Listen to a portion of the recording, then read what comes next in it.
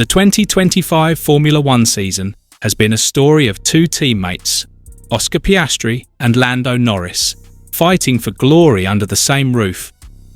For months, Piastri stood tall as McLaren's golden boy, holding on to the championship lead since April. But everything changed under the burning Mexican sun. His fifth-place finish, while Norris cruised to victory, ended a 15-race reign at the top and reignited an old, uncomfortable rumour. Has McLaren been tilting the scales in favour of their British star? Behind the scenes, whispers have grown louder. Fans noticed subtle patterns, differences in performance, tyre management and pace, all hinting that something deeper might be happening within the orange garage. Piastri insists nothing's wrong with the car. McLaren says there's no conspiracy, yet the numbers, the behaviour and the body language tell another story. If you love F1 for the drama behind the speed, this is a video you cannot skip. Subscribe now, because what's happening at McLaren could redefine how we see team politics in modern Formula One.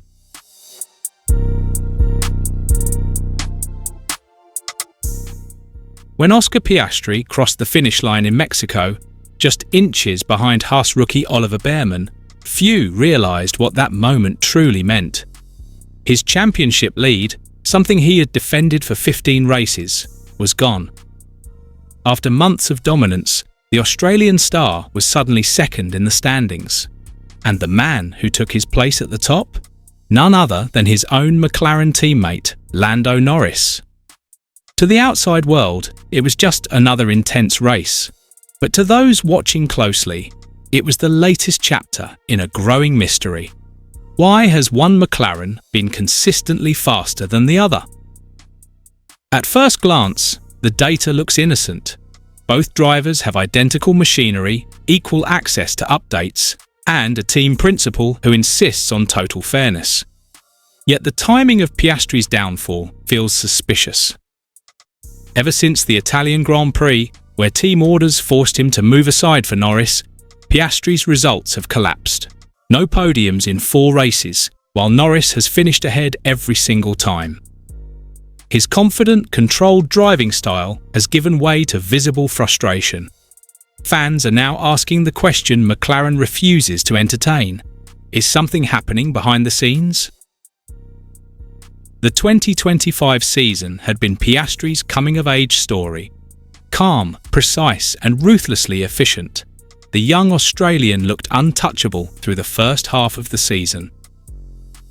His lead peaked at 34 points after the Dutch Grand Prix. But since then, it's been a nightmare. A DNF, 2 fifths and a 4th. Meanwhile, Norris has risen from frustration to dominance. His win in Mexico wasn't just a victory, it was a statement. He's now the man to beat. The narrative of McLaren's perfect unity has been replaced by whispers of an internal power struggle. Some point to technical reasons for the sudden shift. Andrea Stella, McLaren's team principal, insists that both cars are identical and that Piastri's issues are purely down to adaptation. According to Stella, the McLaren is a car that thrives in low grip conditions, situations where Norris's natural style, aggressive and confident on the edge, allows him to extract lap time when the tyres are sliding. Piastri, on the other hand, is a driver who excels in high grip situations where precision and rhythm matter more. Stella describes the current challenge as a calibration exercise for Piastri, not a crisis. That explanation sounds rational, but it doesn't satisfy everyone. Because performance gaps in Formula One are rarely just about style. They're about trust, direction, and development.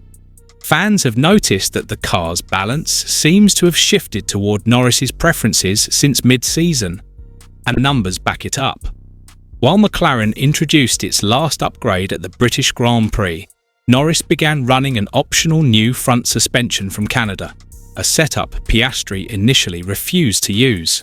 At the time, he claimed it wasn't an upgrade, but just something different.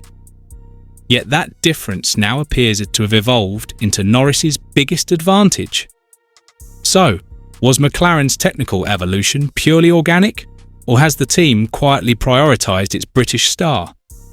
It's impossible to prove, but F1 history is filled with similar stories, where one driver's feedback shaped the car more than the others, and the favoured driver thrived as a result. After all, Lando Norris is not just a driver, he's McLaren's commercial face, their marketing cornerstone, and the hometown hero that British media adore. A world championship for Norris would mean far more for McLaren's brand than one for Piastri, the quiet Australian. Yet, what makes this situation even more fascinating is Piastri's reaction. He hasn't blamed the team or hinted at foul play. Instead, he's turned the spotlight inward, saying he needs to relearn parts of his driving style. After qualifying in Mexico, he admitted, "There were a few things I needed to change pretty majorly about how I was driving." During the race, he battled hard, but never looked truly comfortable. "I've been driving the same as I have all year, but these last couple of weekends, the car or tyres have required a different way of driving." His words suggest confusion, as if the car he once mastered no longer behaves the way he expects. This mismatch might be mechanical, but it could also be psychological. Piastri's rhythm, confidence, and composure have always been his strengths. But when you lose a championship lead after months of control, and it's your teammate taking it, the mental toll is enormous.